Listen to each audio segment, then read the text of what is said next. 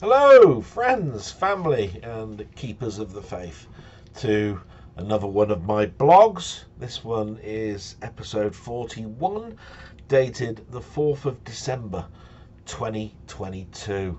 And, I've started the recording and I'm looking outside the window and it looks miserable. Not raining, dark, that's why I've got the light on. Don't know what I'm going to do about the future of that, by the way. I'm going to have to think about getting some ring lights or something. It's not raining, but I'm not exactly like looking forward to my physiotherapy walk. But it's got to be done, and my mum needs her papers, so that's because she needs the crossword, you see. So that's something I'm not going to be really looking forward to after this blog. But the one thing I will say about things is that we all seem to be counting down to something. Just so you know, that'll annoy everybody. It's 21 days till Christmas. It's 60 days to Groundhog Day. It's 72 days to Valentine's Day, and 108 days till spring. Now, mentioning all those things, A, I've informed you of a bit of information you might not know. Two, who wants to know?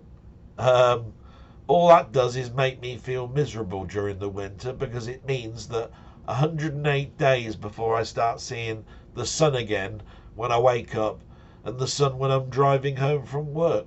So we all seem to be clock watching, and it always used to amuse me that my granddad that worked for Alcan, big company, aluminium company, he basically got a clock when he'd finished working for the company he did for that many years. It's like he'd have looked at the clock for an alarm to get up, he'd have looked at the clock before going home, he'd have looked at the... And then when you're all just about to retire, what do they give you? A clock. Always used to amuse me. But he did get a watch, and that watch was handed down to my dad, because it was my granddad on my dad's side, and that watch is now in my hands. Doesn't work. Got to get it to the jewellers. Apparently it's the Queen's Jewellers in London that I need to give it to. They specifically clean up those watches, and all I know is it's just a piece to hand down. But amusing that. But anyway, we start off with the news, and as you know, I keep the war in everybody's minds as a start until this war is over. So, reading the reports, Ukraine says a number of its European embassies have received bloody packages containing animal eyes, including the embassy in Madrid, which received a letter bomb this week. What these packages mean is under investigation, so at the moment nobody knows why, but these packages are being sent to all the Ukrainian embassies around Europe. The other thing that was interesting was that there were some figures that were mentioned. So there's an estimated 13,000 Ukrainian soldiers have died in the war so far. So there never really is any good news in a war. It's just those were the articles that came out that I went, right, so got some facts, got some figures, and it looks very much like it's been a stagnant week, so there's no progress. What a shame. Let's get this war over with. Now, the next thing has just been in the papers all this week. It seems to be a word that's going to be bandied about for the next, I suppose, couple of weeks, like COVID was, and that is strep A. So there's a surge in cases of children with strep A, which could have increased due to COVID rules. Dr. Simon Clark stated our immune systems weaken during rules set for a lockdown, that when the rules are lifted, we spread the disease faster. Well, duh, yeah. That's not COVID's fault. It's mentioned probably because that's a similarity in the fact that you really need to isolate. to stop the spread. You stop the spread, then basically things are better. But our immune systems is a learning system. So you get it, your body learns about it, you build up defenses against it in our cells, and the chances of us getting it again are then therefore diminished, or we have a strength that will allow us to handle it better. So he went to how many years at school to tell us that? I don't have too many kind words to say about doctors at the moment. I know they do a great job and everything, but it's not them that's the problem, it's the systems they put up. I haven't seen a doctor face to face in 3 years. Even when I want a blood test, it's a nurse. So pretty poor that, and yet we pay into our national health services. And like I say, it's not really the people's fault, it's just the systems they put in place. It's like brick wall in front of you that you just can't get through. You know what I mean? It's almost like if you're dying, they don't, you know, there's a fat chance of anybody coming to see you until you actually are dead. That's when they'll care. Shame. And the last bit of the news, Christine McVie, if you haven't known already, a very, very important member to Fleetwood Mac, had a solo career as well. She died on Wednesday at the age, I didn't write the age down, but I think she was 79. Now, there was a gap year for her leaving Fleetwood Mac. She left between 1998 and didn't rejoin or sort of like collaborate again until 2014. I think she did some one-off shows, but basically she left because of, well, anything. You're in a band for 20 or so years, then you'll see internal squabbles going left and right. But I believe there were some horrible things going on in their lives during the 70s, where affairs were going on between the band members. It happened to her as well. They fought through those things. Their music, therefore, I think probably benefited from all of these bad things. I mean, their music became, I think, very rich. Definitely some digs in the lyrics, if you listen closely. But going past all that, very, very sad to hear yet another musical artist that I've grown up with. I mean, if you've watched any of my videos, you'll hear the word Fleetwood Mac bandied about several times. And just very sad news. I believe she was a singer and a keyboardist. And I believe she had a brother that died as well while she was on tour. She's had a lot of things happen to her. I hope now that she's resting in peace. And we now get to the shout outs. Okay, so I love this bit really, because this is where I put my emphasis on you guys a lot. I always mention people that leave a comment or a question because they've taken time out of their busy lives to wish me well. And it's not forcing me to read, it means I've got something to read. So it's really good that, you know, some of my time can be taken up writing a comment back, reading all of the the notes. Sometimes it's insights into your own life. That's brilliant. Discord is a great place, you know, and so are chat channels. And nothing beats listening to another person's voice rather than reading it.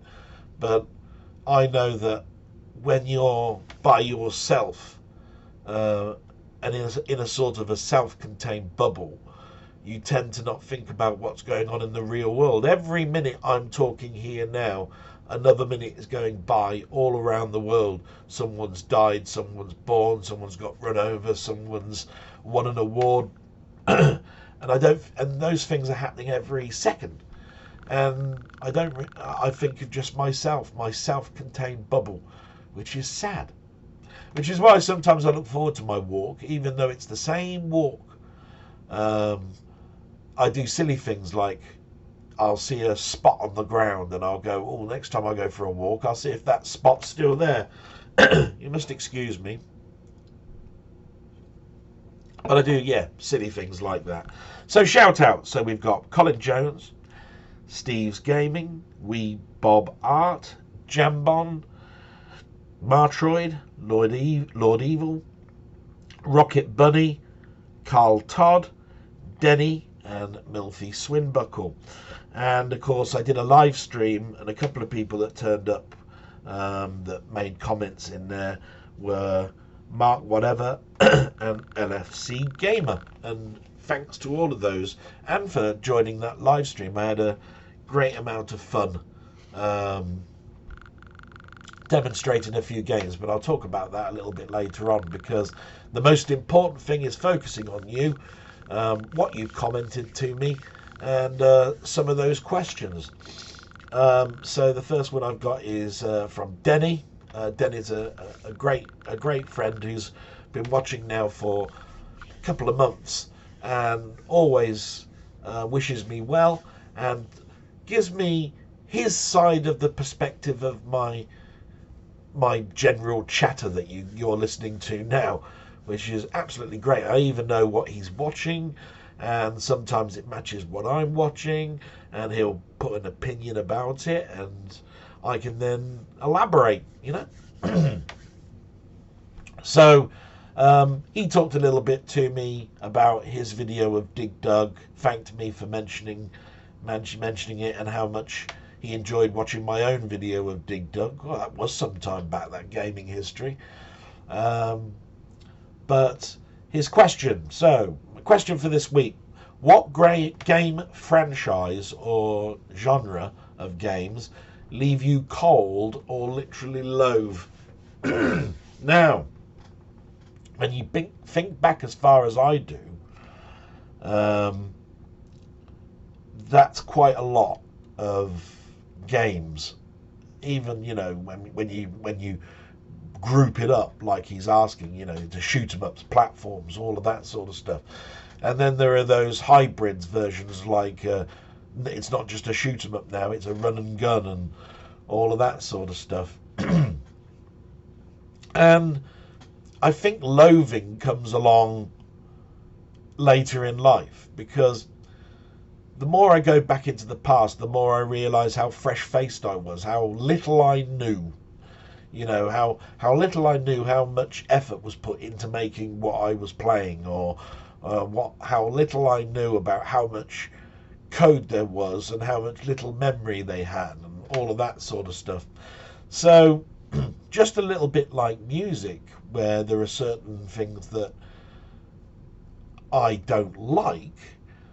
To say I loathe it is quite a strong word, like hate.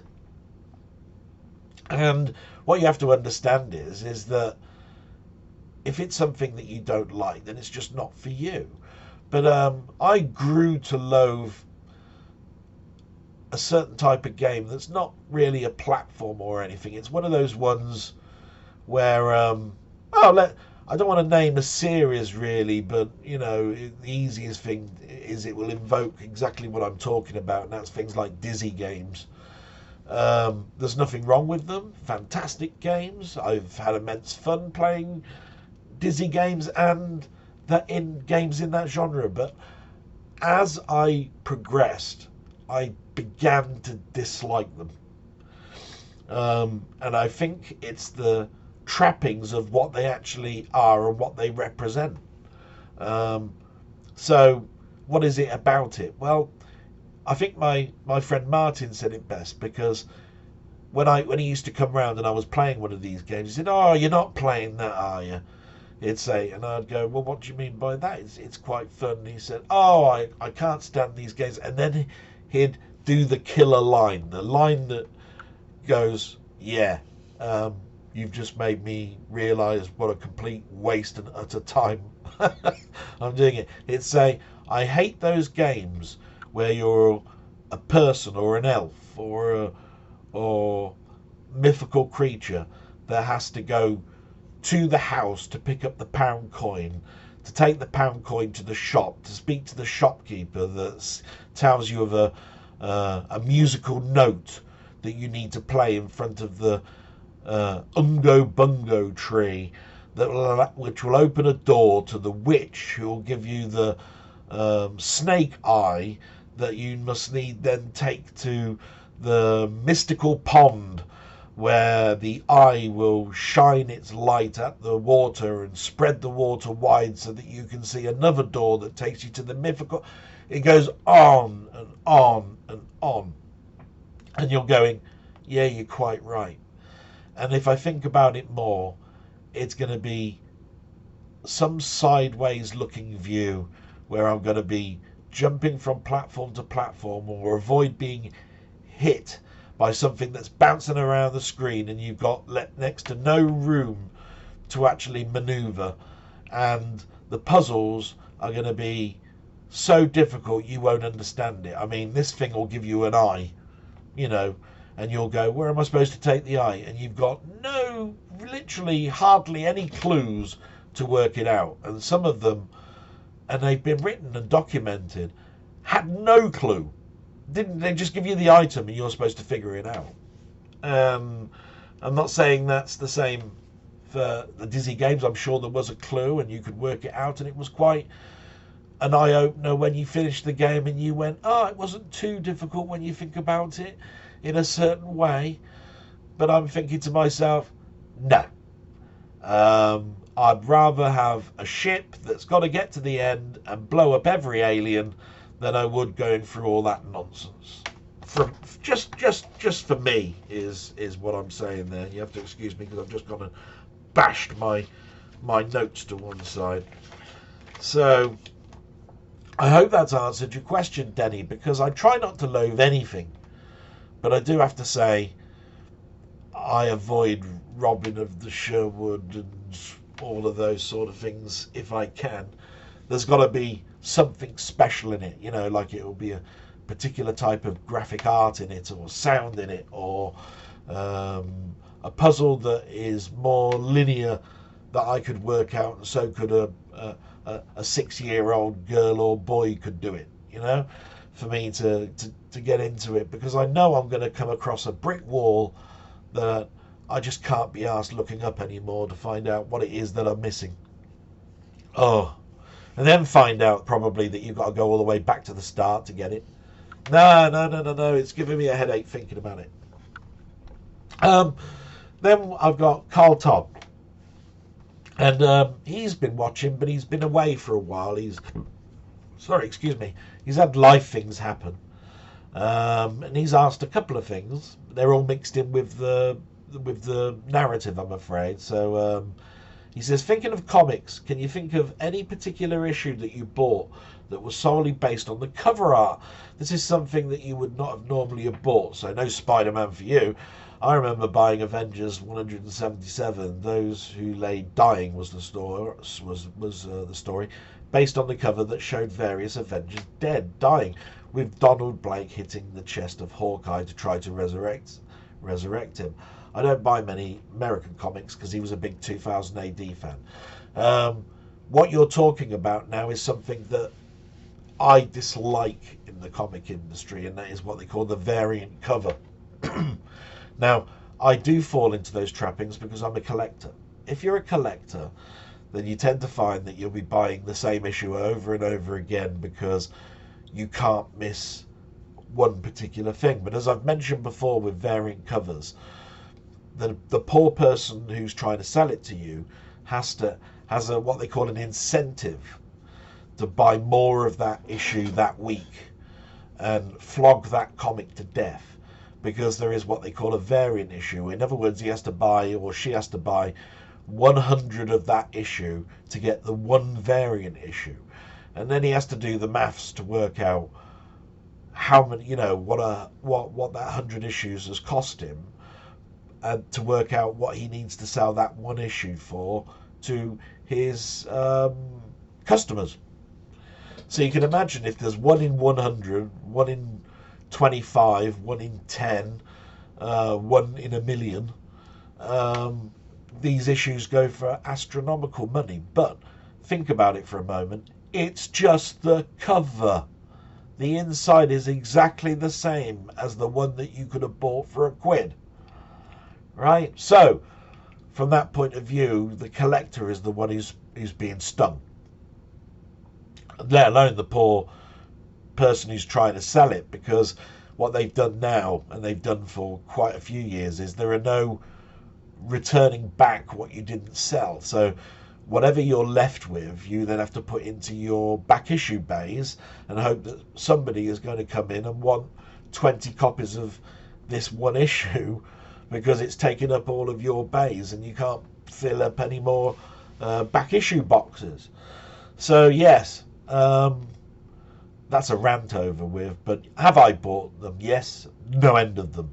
What comes to mind?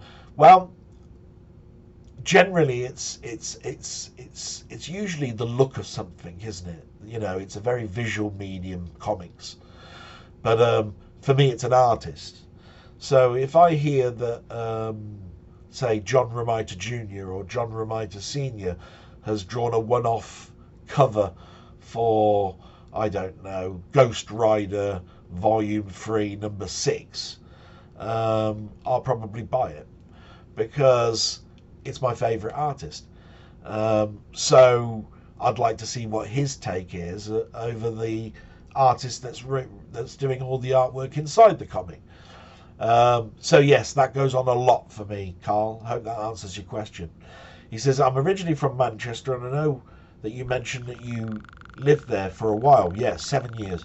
I wonder if there are any places that you missed from your time there. I'm thinking of pubs and clubs and shops, etc. Ooh, a difficult question, really, because, well, I only really knew my colleagues at work and my neighbours where I lived. But when I was first going up there, I was doing a job where I went up on the Monday and then came back home on the Friday, staying in hotels, until the point where they needed someone like me to be permanently up there to help on the service desk. They were starting up a service desk from scratch. That was exciting. And well, basically what happened is that I went up there 5 days a week. And in that particular time, I had a lot of time in the hotel doing nothing. They gave you an allowance, you know, like you could have an evening meal, and you could have a breakfast, and you could have a lunch of a certain amount of money. And sometimes I'd go for a walk or whatever, just to see what was around me. Now, this was during the late 90s and the early 2000s. So it was an exciting time anyway, because if you can imagine, we had that millennium bug. So I was doing lots and lots of overtime. But the hotel they put me at was, well, I don't know, it's about 6-7 miles away from the office. And it was in a place called Didsbury. And I learnt later on that Didsbury is a very, very posh area. An area where all the footballers have their mansions. And I'm not quite sure what the hotel was, but there was a hotel along a road that took you to Didsbury from my works. And it had a nightclub built in. And it's amazing that this nightclub was open 6 days out of 7. So on the Sunday, I don't think they did anything in that nightclub. And because I got an allowance, I was able to save my money and have myself a meal. And because the meal I would probably buy would be quite cheap, I'd have a bottle of wine with it, and that meant that I had a nice alcoholic drink to last me all through the evening. And instead of watching the TV, I'd go down to the nightclub. And so what I'm trying to get at here is that I was doing more looking to see what was around in Manchester than I did when I bought a house. When I bought a house, I was cash strapped. So I was literally pinned down to not going out to nightclubs. But I remember that I missed, just by about a year or so of, when I was travelling up to Manchester, there was a club called the Hacienda Club, which is where all of these new bands were coming out of.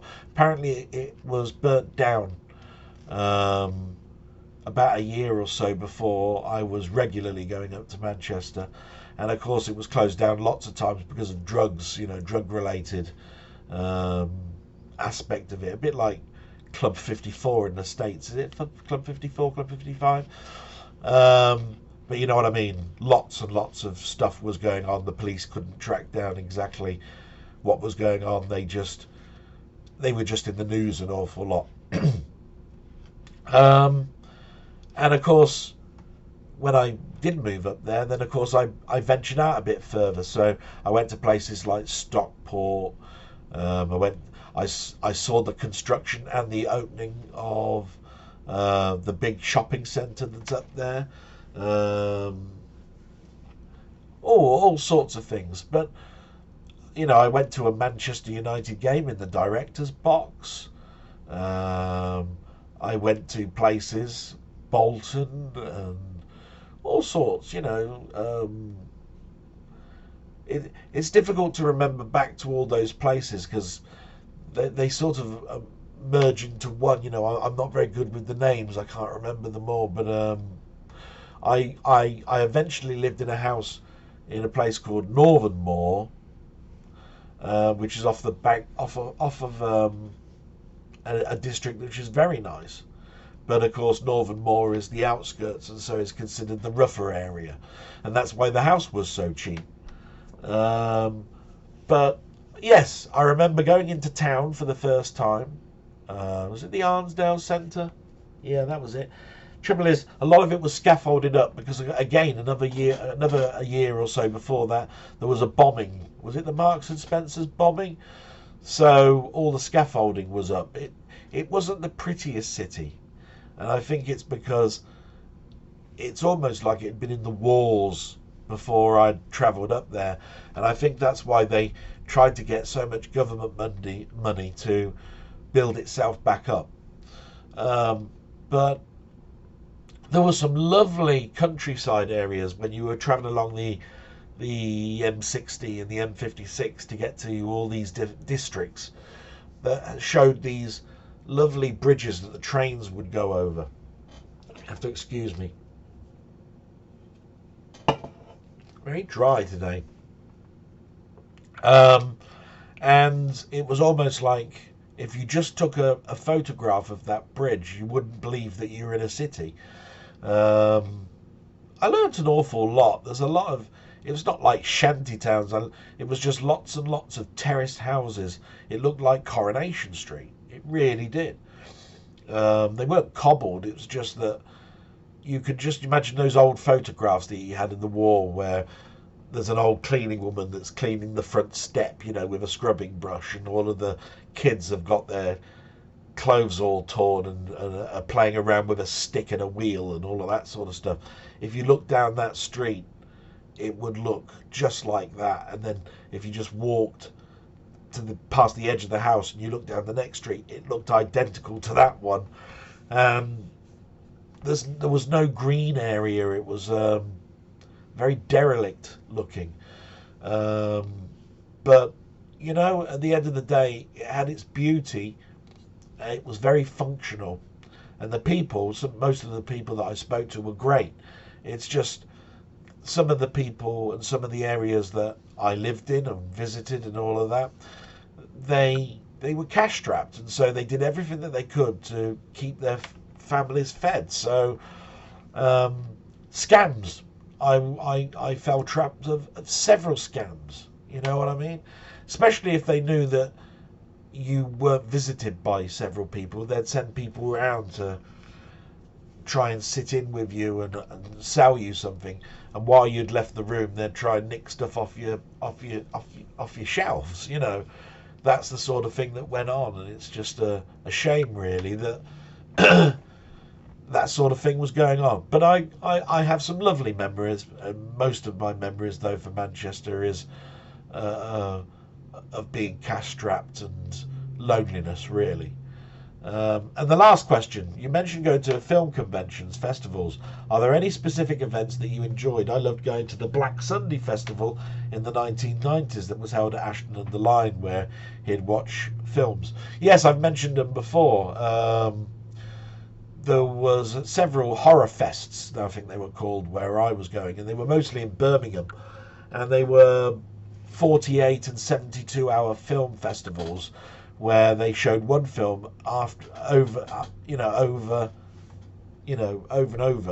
So when one film ended, it would be the next one, and there would be no break in between, and you tried to stay awake for 72 hours, and then be films that were banned, for whatever reason. And you had to plan ahead for those. First of all, you knew you were going to be there for 72 hours or 48 hours. The next thing is, how are you going to stay awake? What are you going to take to eat and drink? At the end of the day, a thermos flask can't keep a coffee for 48 hours. Take it like that. But yeah, Horror Fest, I think, is the answer to that one. And I thank you so much, Carl, and I hope that answers your question. And then we got Colin. I love Colin's stuff. Well, the camera's got a bit blurry. Is that bringing it back up? It's because of this low light, unfortunately. Hopefully that'll come back. There we go.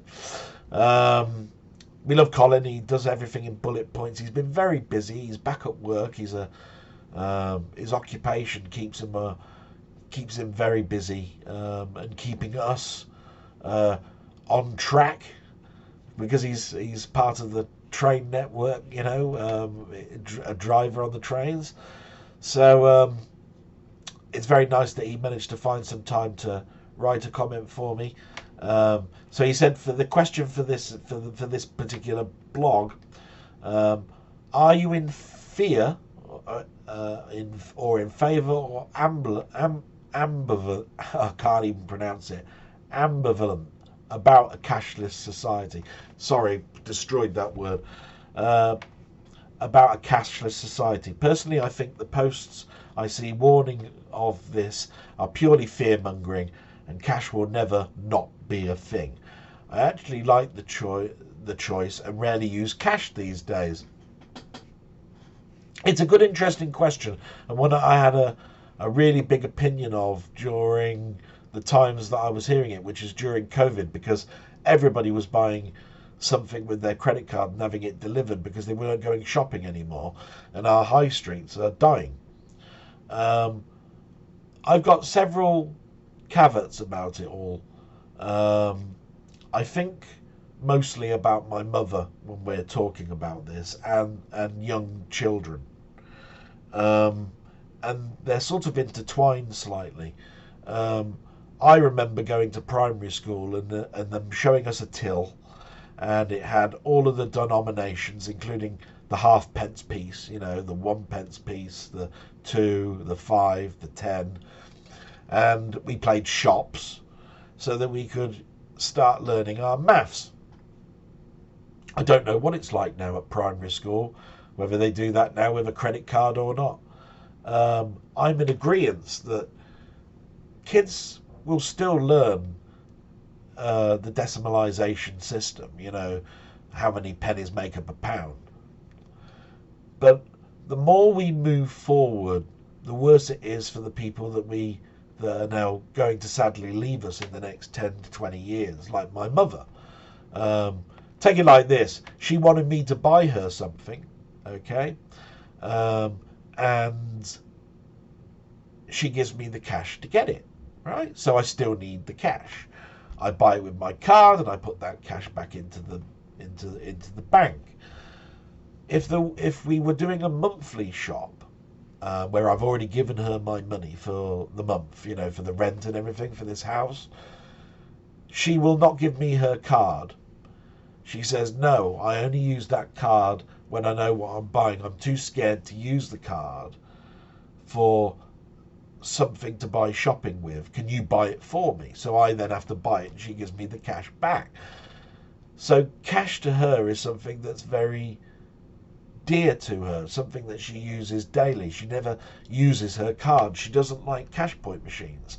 And the one argument that we've got at the moment is the post office, because the way the post office works now with pensions is the pensions are no longer a bank. They won't store your money in their particular sector. What they do is they ask now for your bank account, and your money now goes into your bank account. She has to go into the post office to use a card to get her money out, which they then have to electronically transfer to her to the post office. Well, what a roundabout system that is. And my mum's not young anymore. She has to remember all these pins and so forth to get her money out, when all she really wants is just the cash. It was a society where cash was everything back in the day, and therefore I think when we talk about phasing it out, we forget that the generation that's going to be most at suffering at the moment is still hell-bent, rock solid in an area where cards weren't a thing. So if we look at things as being decades, then my mother was a child of the 40s, and she's in her 80s now. So when we get to the 50s, it's still a cardless society mostly. When we get to the 60s, that's when we start to get that's when we started to get cards involved, and kids were growing up understanding that there are cards available to us. So if you look at it like this, we've got another 20 or so years before we're not making pensioners suffer. So I do have an opinion that when it comes to cash, I use it less and less. I use cards, and I've been a credit analyst for a number of years when I worked for Lloyd's Bank. But I do feel for the older generation. And when that's gone, then of course moving totally into credit cards makes sense. And all we need to do therefore is get to the point where children are not only taught about coins and notes, they're also taught about cards, and therefore we don't really need the coins anymore because they understand the card system better. I think that's probably the best way for me to explain it, but that's my answer, Colin. I use both, but I feel for my mother during these periods of when they're talking about getting rid of cash altogether. Milfy. My thoughts have been with Milfy all week because he's had some bad news, and it might be that we might not hear from a question from him for a while. I hope he stays in touch, and I hope we still do get some questions, but things hit us at certain points of our lives, deaths and so forth, where you've got to look after yourself, and so my thoughts are with him at the moment. But he's got a question for us this week, and it's brilliant. Like I say, I love the questions, and it's quite another long, not long, but quite a detailed one. Are there any YouTube video trends that you like, dislike, or don't understand why they've done it? The like and dislike are self-explanatory, but the don't understand probably needs an example of what this daft waffler is talking about. So as an example, I've had the odd video suggestion in YouTube to watch a vid that shows off a few seconds of every game, say for the Commodore 64 and the Amiga, that has ever been commercially released. And these videos can be several hours long. The one that gave me the idea for this question was a suggestion to watch a Commodore 64 vid that was 6 hours plus in length, and he put "why" in capitals with a question mark. P.S. If you say Panther or Mainmeister's vids are a dislike or a don't understand, I'll be really annoyed, but I'll also have a chuckle. Who are those two, Panther and Mainmeister? I've never heard of them. They must be so small that they just don't even register on my radar. Now, hopefully that's made you chuckle, because you know that's a total lie. But yes, I know where you're coming from. I mean, dislike and like are obvious.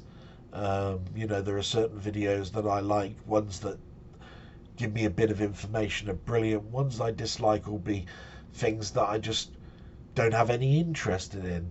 But I think what it is that to be relevant in this YouTube, people have got to come up with a new, fresh idea, and all the ideas are pretty much, well, it's getting difficult, I think, for people to do something. So if they've got a passion for games and they can't get off their backsides to do a review game by game and do several of them, they'll go, oh, what if I do an alphabetical list of every single Commodore 64 game out there, and put it all together? This will take hours for somebody to get through, and they'll have to keep coming back, and they'll keep watching it, and blah, blah, blah, blah, blah.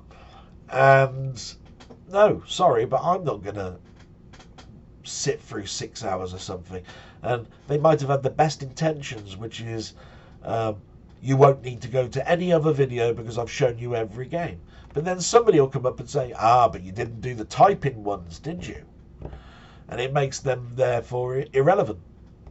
Do you know what I mean? And so, yeah, I can't sit through that. I think YouTube is definitely a society of blocks of time. And I've noticed that sometimes that I'm looking at the clock and going, oh God, I must wrap this up. But yeah, but I can't.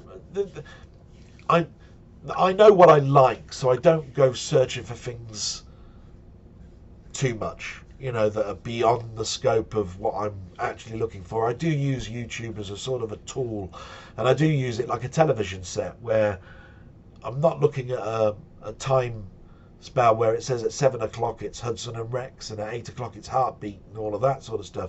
But I am going down the list, going, oh, this one's about a review of this, and this is about somebody's gameplay in this, and you know, they use those logarithms, don't they, to give you a choice of stuff that's similar to something that you watch, and so they won't bring in too many things that are beyond or out of scope. So yeah, so I don't have too much to say about stuff that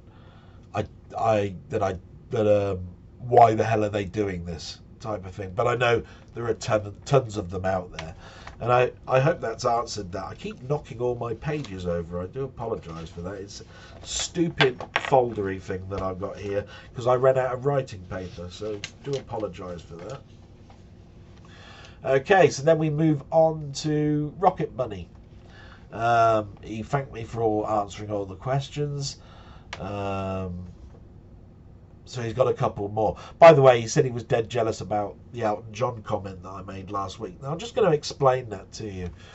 I've been to lots and lots of Elton John concerts, but this one that I particularly turned up at, which was in 2005, was for the whole last night. All the money and the proceeds, including all of the wages for the band and everything, and the distributors, the marketeers, donated to the AIDS Foundation.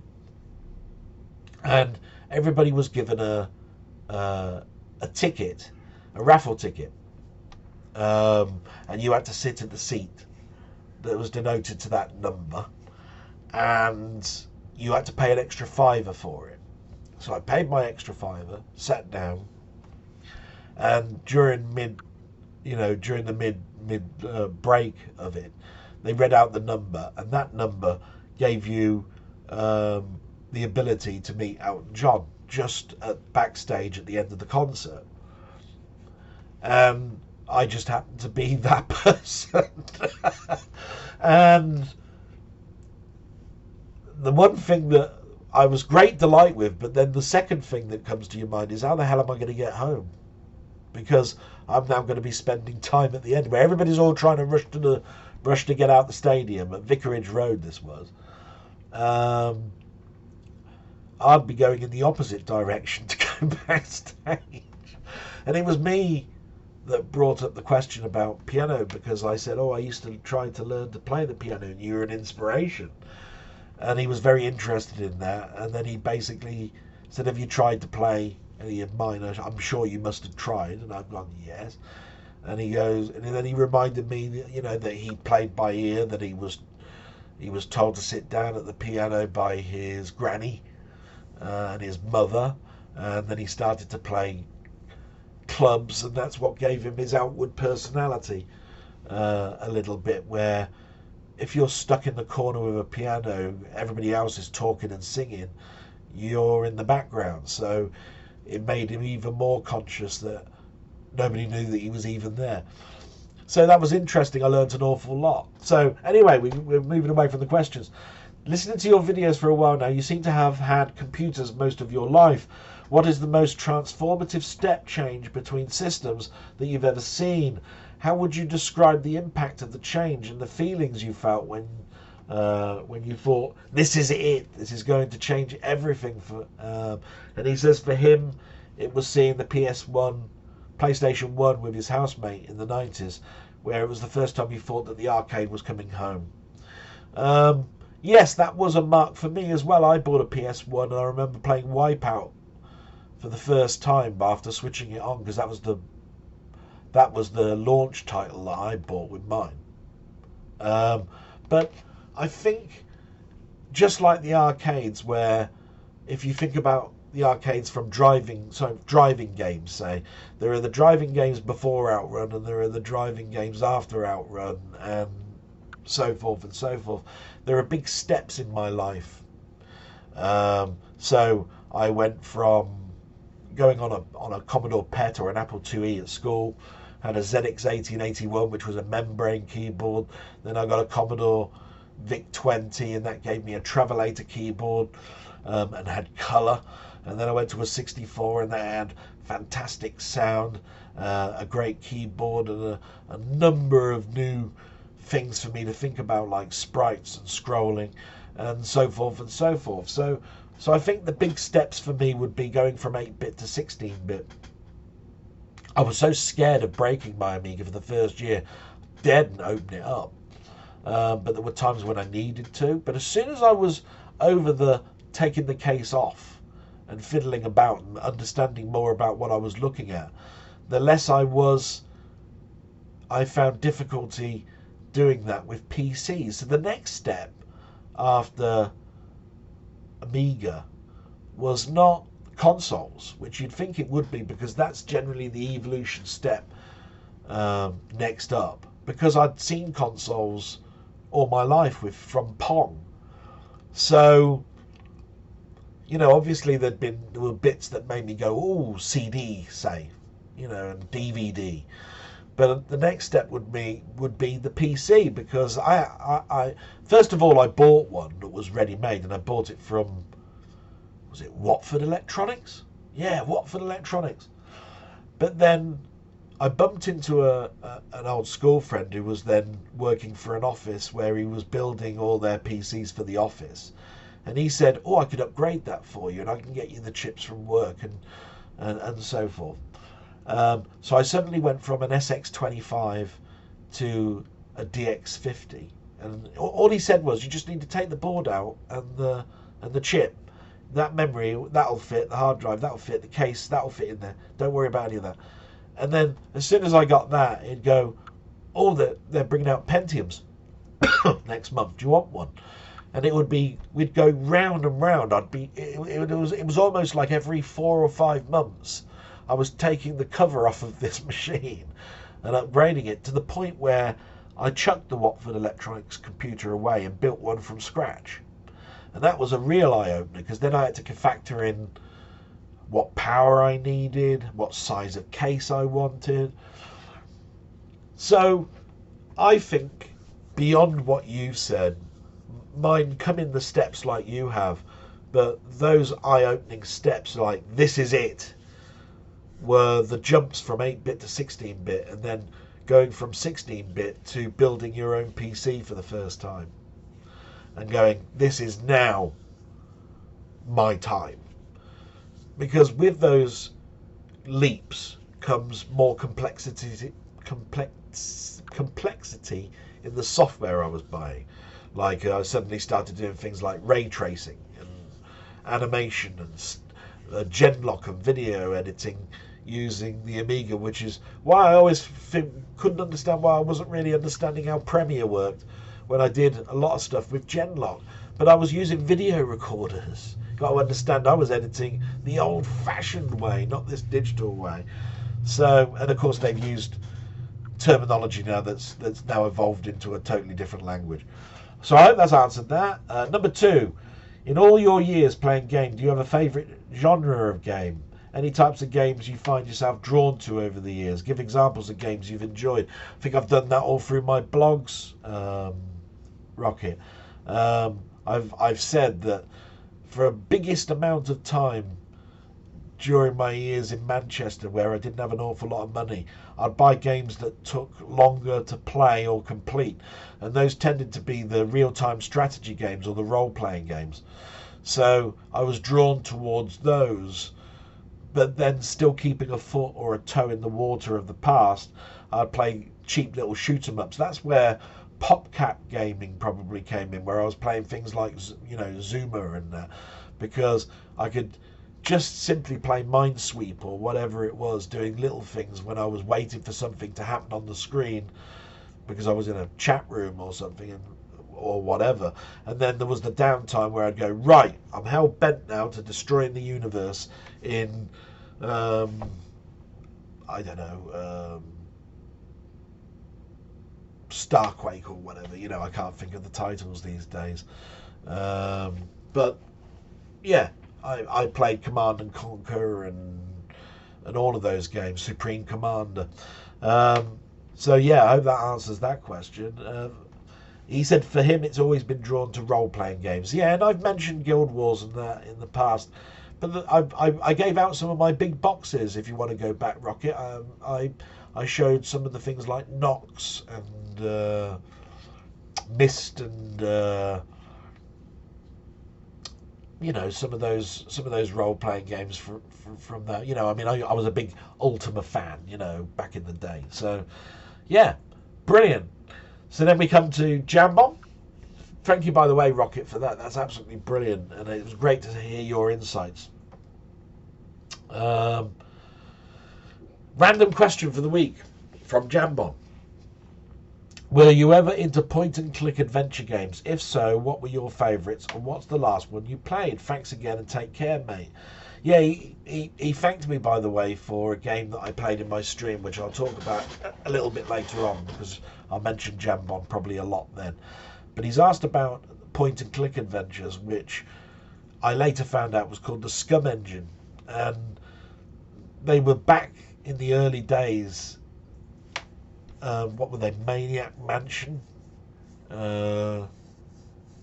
Yeah, those types of games where you had a big graphical character and you had a certain set of words at the bottom so that you could interact with the things that were going on. Leisure Suit Larry was one that all of us teen adolescents heard and read about. So you'd have the word take at the bottom. You'd be in the kitchen or something, and you'd click on the word take and then click on the frying pan, and he would walk to it, pick it up, and put it in his inventory. There are tons of them that people mention, like Simon the Sorcerer and Beneath a Steel Sky and all of that. I think the quintessential one that I went back to the most, and the one that I played the most, was Day of the Tentacle.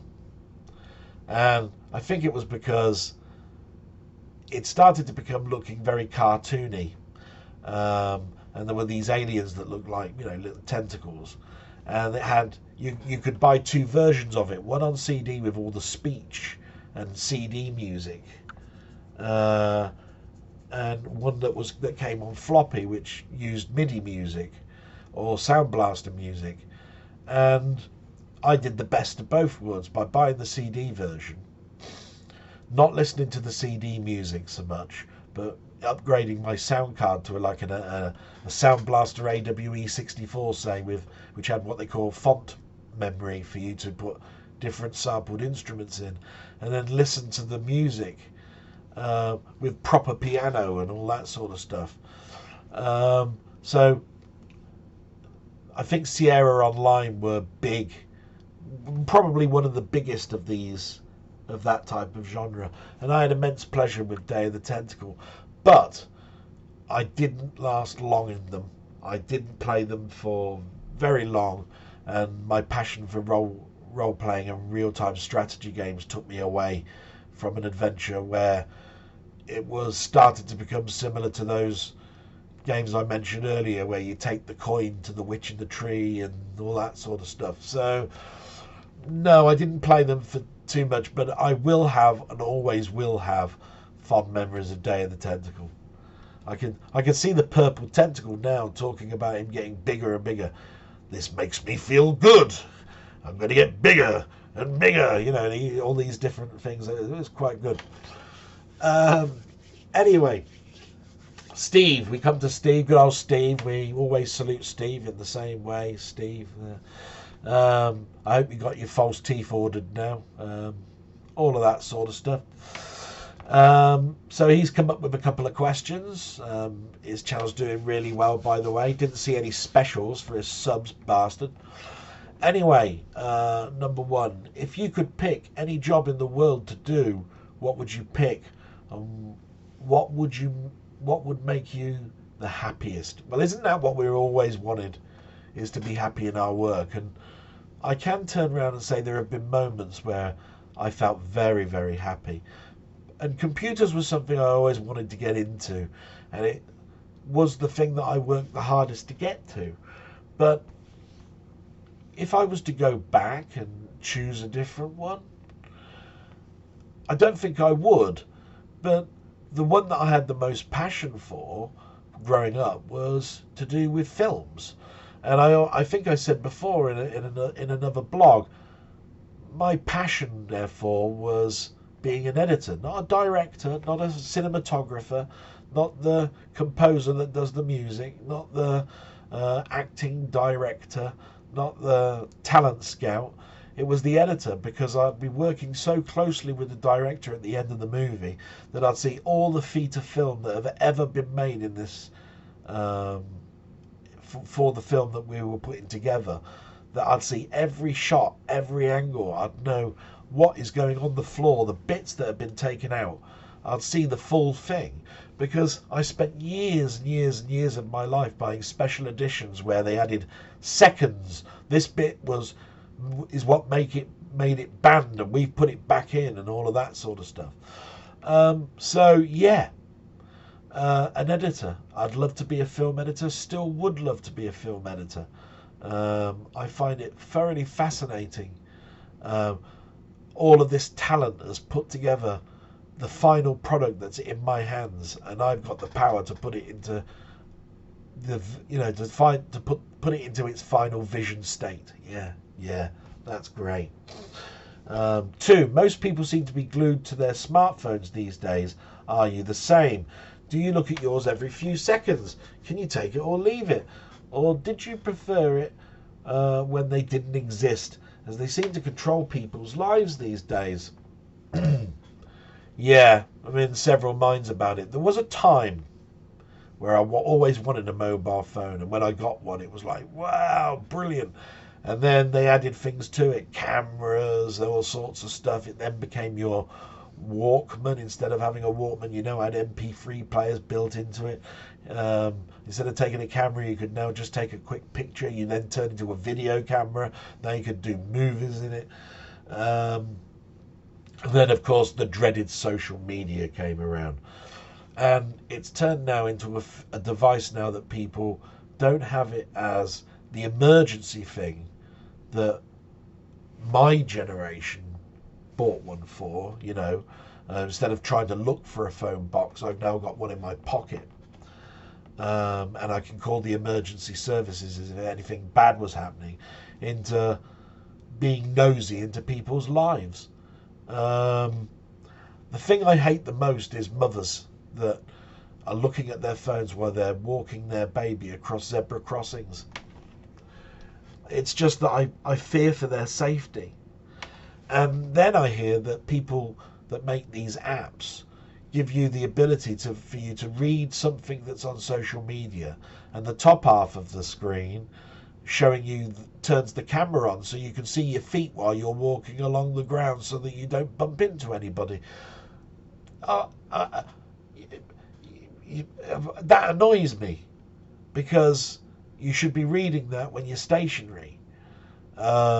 You're not helping anybody with, or being innovative with something like that. You're filling a gap, encouraging people to do it more often. Oh, am I a type of person that has one by the side of me and I look at it every couple of minutes? Not every couple of minutes, but because I'm going to go back to work shortly. I think the date now is the 19th of December. The smartphone has become something where I do look at it a lot, because it makes a bleepy noise and it tells me that somebody has written something in Discord, and then I'm such a nosy person, I'll go to Discord to see what they're reading about, even though it's not aimed at me. Yeah. Sometimes I think I ought to just put it on silent, go away, do something, come back and read it all in a block. But yes, I am prone to having the phone next to me. I'll be watching a film, I might pause the film to investigate something that's happened in it that I don't understand. You know, it could be a historical film. So it's become too much of a tool now. It's not addictive. I think really I could still live without it, because I come from an area where it wasn't around.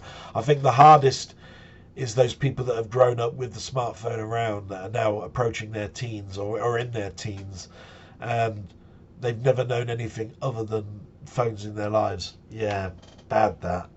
Hope that's answered that. He then mentions that he's bought a couple of phones in his life and he hates them. And he tries to stay away from them. Yeah, darn right, really, Steve. And that's the end of the questions. So that's always the biggest chunk out the way, and it makes me smile thinking that people have been listening to that. But most importantly, those people that have made a comment got a visual discussion of me thinking, discussing my thoughts up here in this silly random brain I've got. But anyway, what have I watched this week? And I always talk about the things that I watch outside of my friends, and all the ways about stuff on YouTube.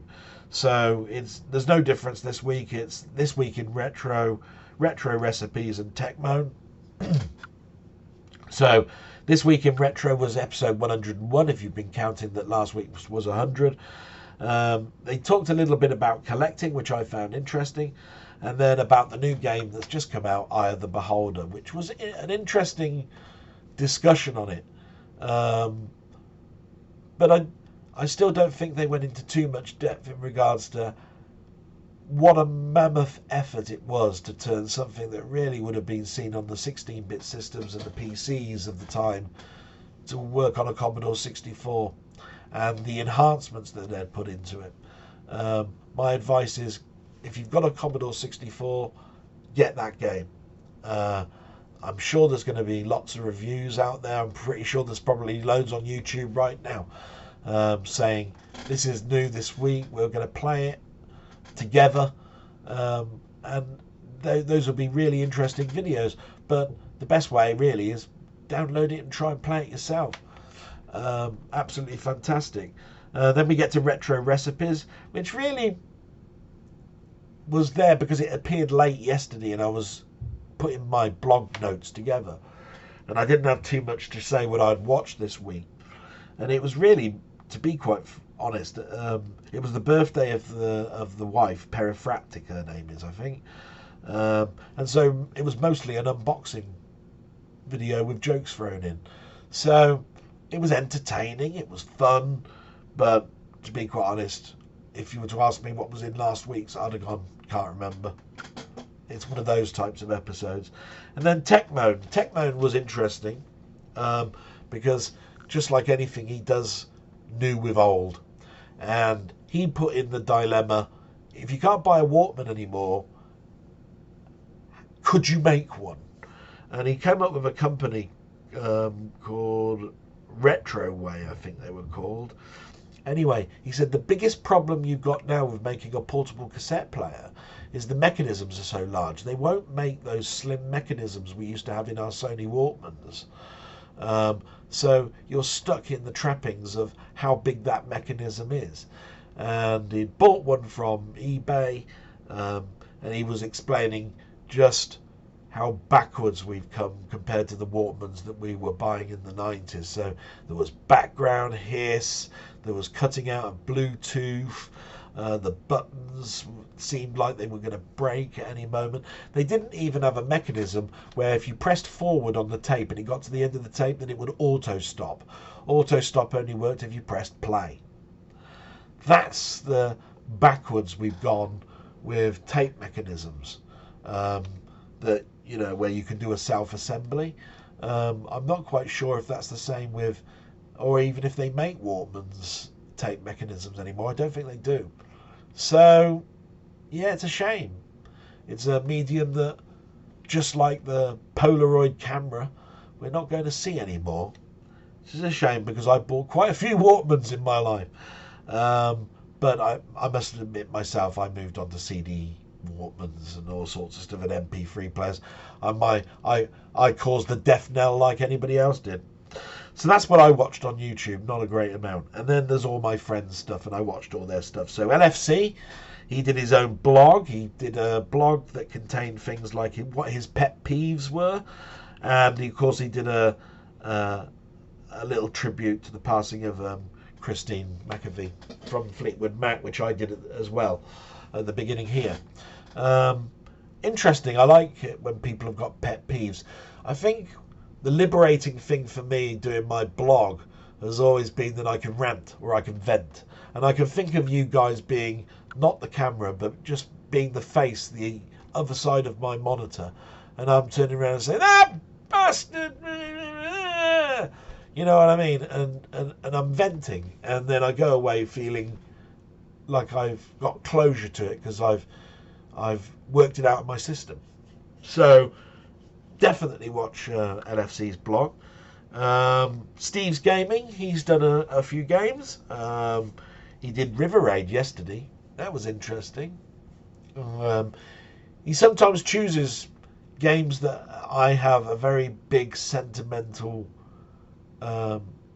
connection with, or ones that I've played the most, or ones that had an impact on me. And River Raid was one of those, along with Hero and, you know, there's many titles, you know, but River Raid was one. And I used to love the swerving bullet and going down like a river, and all these boats were going across the screen, and the landscape changed to being very narrow, to being very wide, and always running out of fuel. Anybody who's played River Raid knows just what a classic that is. And I left quite a lengthy comment for him because he asked a number of questions in there. And I remember I had a chat with a programmer, and it was literally about how River Raid was done. And he explained how he would do the landscape now. I'm not saying he'd reverse engineered River Raid, this coder. It's just he said how he would do it if he had a lack of RAM that you would have had back in the day with the Atari, which was using lots of random commands, the rand command, and splitting the screen in half so that you only have to work on one side of the screen and mirror it for the other side. Didn't think about that. See, you cut down the code in half by just mirroring it. Yeah. He also did one called Bubble Shooter, which surprised me, Bubble Shooter, because it's basically Bust a Move or, you know, Bubble Bobble 2.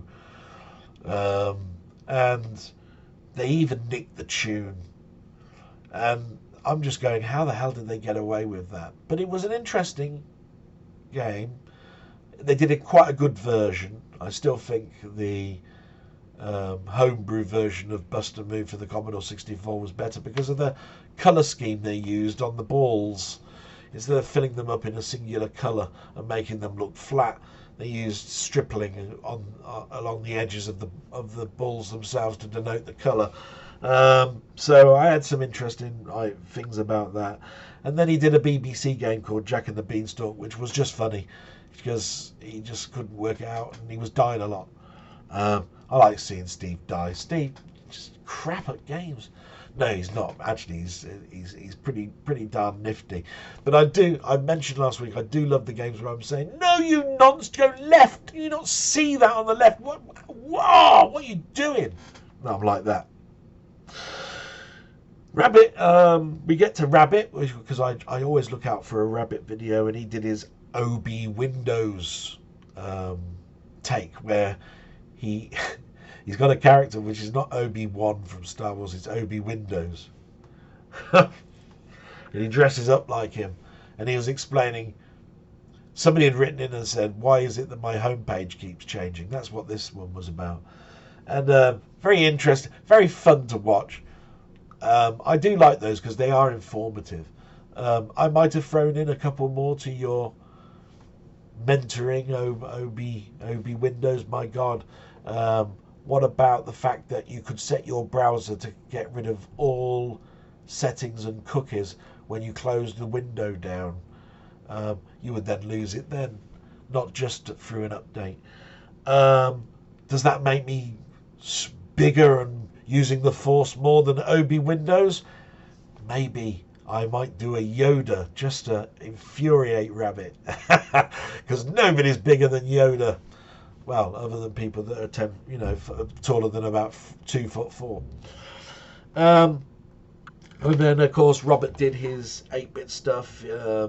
He did a Bounder clone, and he did a video of one that I only saw last week called Zombies, which is an old Commodore 64 game, so there was sort of less for me to watch with Robert. But Robert is one of these people that will entertain even if you've seen it a million times before. But he'll also, at one point in the week, there's bound sure to be one you know nothing about, and that's the crux for a good channel.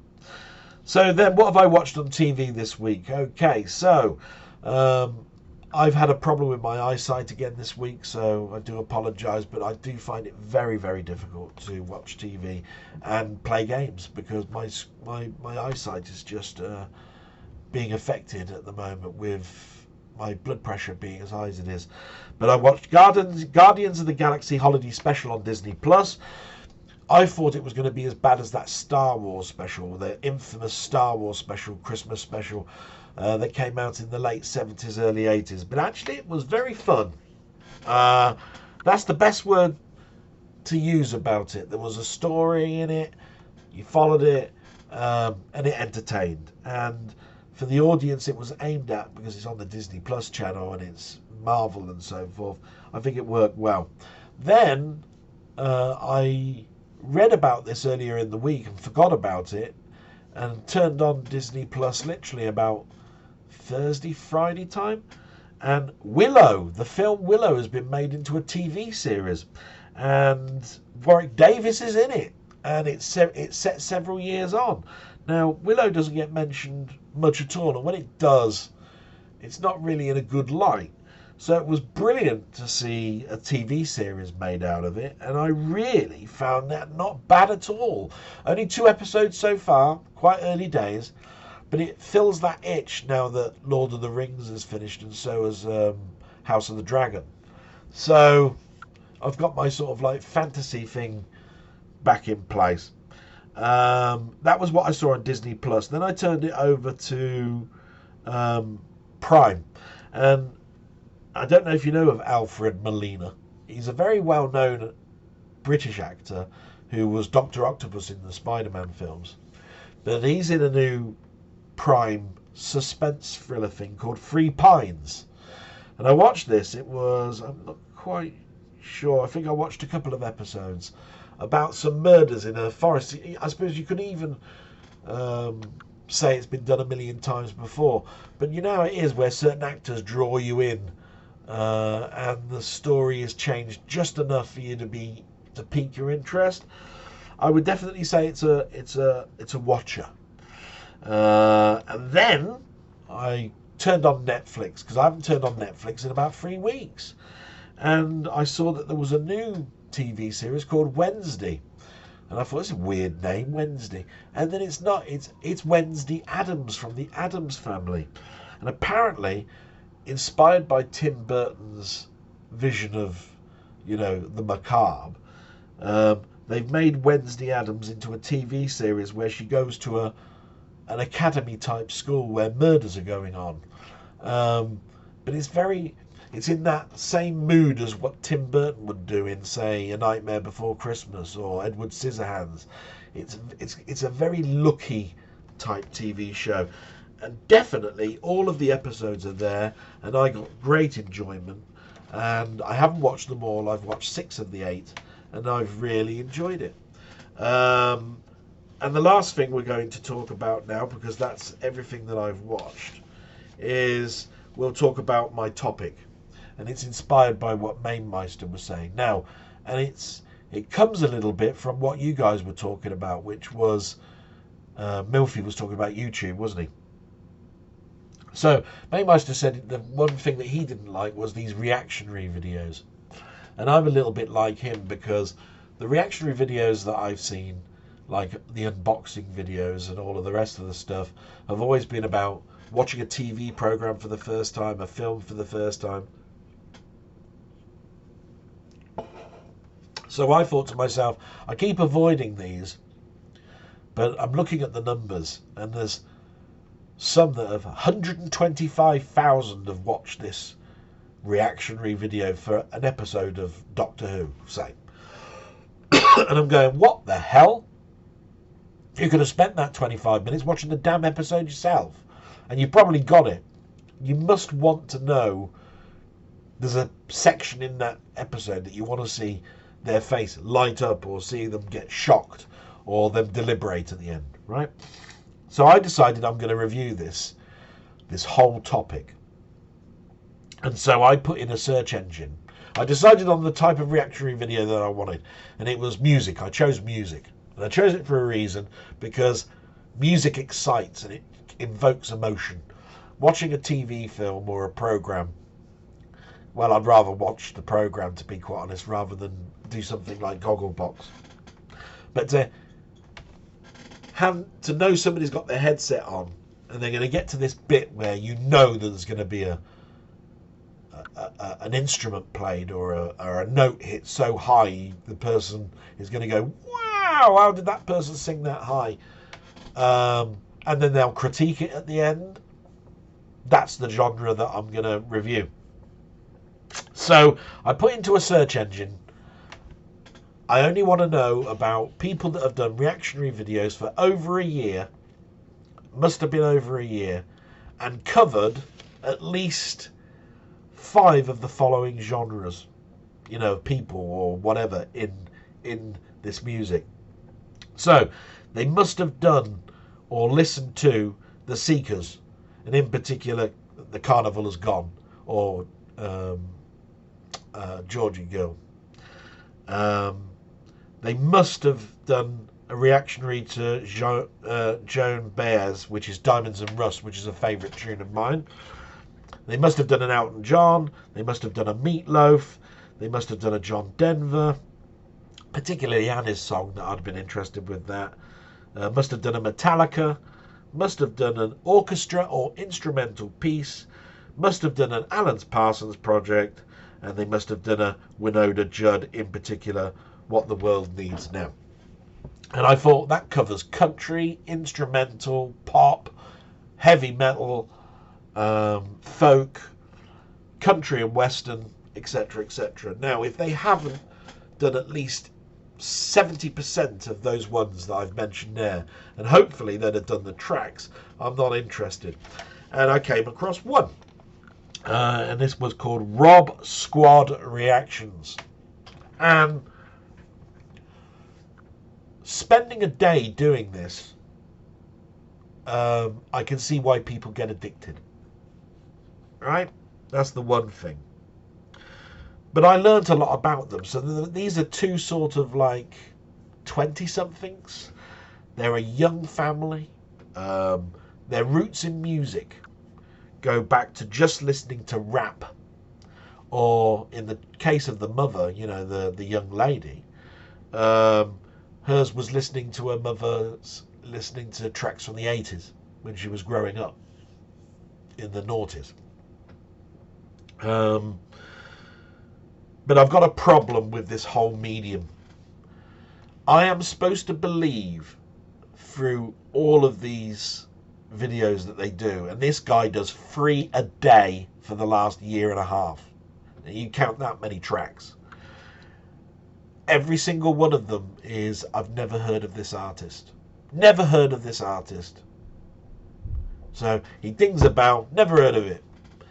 And literally, we're talking, ding, we're going to listen to an Elton John track. Elton John, you've never heard of Elton John. Ding. Going to listen to Elvis Presley today. Don't know anything about Elvis Presley. Don't know anything about Elvis Presley. Now, I have to look at this and go, so there's a back catalogue of Beatles, and you're going to tell me that you've never heard or listened to a Beatles track, and I'm going to get a reaction from you, and you're going to critique it at the end. This is addictive, because you go down this route going, I'm sorry, but I'm now going to go down the whole catalogue now. I'm going to choose. So you've never heard of Diana Ross. You've never heard of, you know what I mean? And you just go and go, oh, that's a track I know. And this bloke's literally is going to say he's never heard of Jailhouse Rock. I'm going, you've got to be kidding me. Got to be kidding me. But then I've also got to have in the back of my brain, I'm not into heavy metal. And so I know certain tracks and know nothing. You know, so that's why I put it purposely in here that Metallica or some heavy metal was covered in it, right? But what I don't get about it is he says, I've never heard of Elton John, right? And I'm into rapping. And one of my best rap artists that I've ever listened to was Tupac or something, right? Didn't Tupac sample Elton John and do ghetto gospel? And he's going, he's never heard of Elton John. You're lying to me. You've got, it's that, or it hasn't come to your brain yet that that's happened. Do you see what I mean? So anyway, I got addicted to it. I listened to it, and most of the time it just made me laugh, because there was one where they were doing Elton John and he did Candle in the Wind, right? So there they are. They say, right, we're going to listen to Candle in the Wind. Press play. They got the headsets on and they're doing this.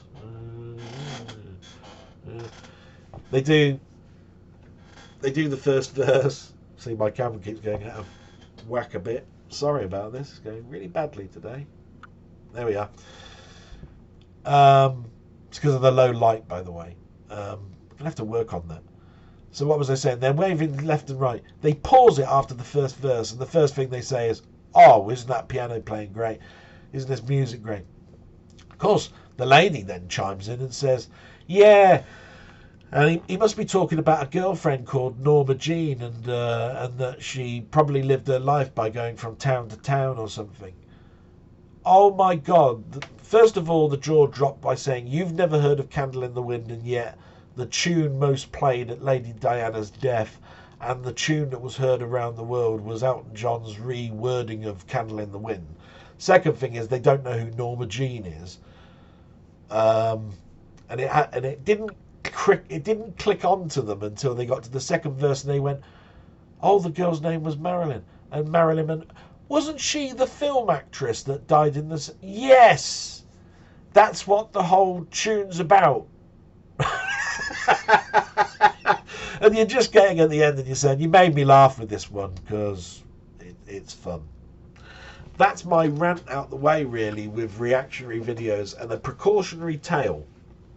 And the reason it's precautionary is it can be addictive, but only because you can't believe people are that thick, or that their opinion is of a way that's totally opposite to what yours is. But also, my logarithm now with YouTube is now probably shot to shreds, because I'm now getting reactionary videos popping up in my streams of things that I ought to watch. So now I've got to go back to my watch history and probably erase all of that in a hope that I can get back to having my normal watch history come back. But I'm not going to rule out reactionary videos as being a very, very bad thing. There is some enjoyment out of it. It's now opened my eyes because I want to know now what people thought of War of the Worlds, or all sorts of stuff.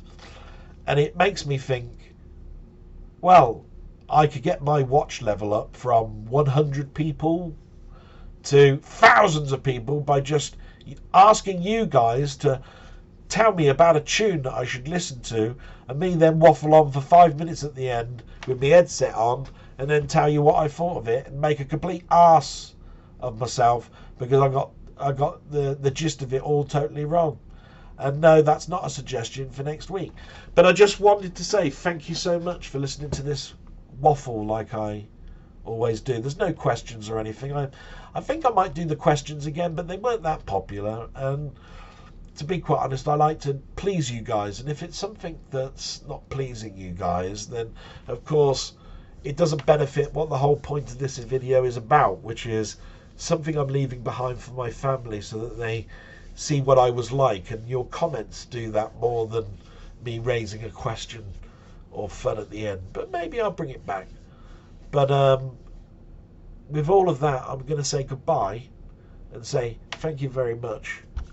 And I hope that you'll stick around as I continue my journey of trying to improve myself. Thanks very much. Bye-bye. Oh, no, it can't be goodbye. My God. I'm not going to cut it. I'm going to carry on from here. What arrived this week? Oh, my God, how can I not give you the insight of what I've been watching when it comes to stuff that I've bought this week? Now, this one's a very important one. Let me just get this out the way. The Steel Book of Planes, Trains and Automobiles. And the reason that this is an important one is it was released, or was going to be released last year, as a Steel Book and a Blu-ray. And then it was only released as a Blu-ray in the States. And then this year they did the 4K version of it, and they released it in two formats, the Steel Book and a normal snapcase. And it's not that the importance of so much of is the film. It's just that they've gone back to John Hughes and he's given an hour long of clips that were deleted from the film. And if anybody knows anything about Planes, Trains and Automobiles, is that the script was originally 3 hours in length and cut down to an hour and a half. So there's an hour and a half of footage, and he's brought an hour of this footage back, and you can now understand the movie a little bit more about when it comes to certain stuff that didn't quite make sense. The picture is not great. It's when I'm talking about picture, I'm talking about the picture quality. You could buy the Blu-ray version, and in fact, if you're not going to buy the Steelbook, I would recommend that you buy just the Blu-ray edition, because you'll save yourself a £5. Literally, that's all. There are really, really good sharp parts in it, but most of it has got this DNR, what they call dynamic noise reduction, and it makes people's faces look a bit waxy. It is a lot in this film, and I think the reason for it is that the film was made on stock film, which probably wasn't of particularly high grade because it was a comedy of its time. And it seems to be anniversary, because I've got my limited Steelbook edition of Pulp Fiction, and I think it's the anniversary. Yes, it is. It's an anniversary edition. So I wanted that. It's a nice reddish case. All very good. Then we've got another one, Scream 2, which is celebrating its 25th anniversary, as you can see at the top. Not a particularly fantastic set of films, but I did enjoy the first two. We now reach the 40th anniversary of E.T. So this one is a nice Steelbook with extras. As you can see, there's postcards and all sorts of stuff in there. As my mum would say when she first saw that, that looks like our Hoover with a spud on the top. That's exactly what E.T. looks like. He looks like a King Edward spud on the flex of a Hoover. Not my favourite Spielberg film, but I remember our first video recorder that we got. It was rife with pirate films, and E.T. was one of them. I think it was Rocky 3, yeah. And then of course my 4K version of Star Trek 5 has finally turned up, which I've been waiting for. That is now the end. My God, I'm so sorry. Please take my everything that I said at the end of the 2 minutes ago as read. And with that, I'm going to press the stop button. Cheers.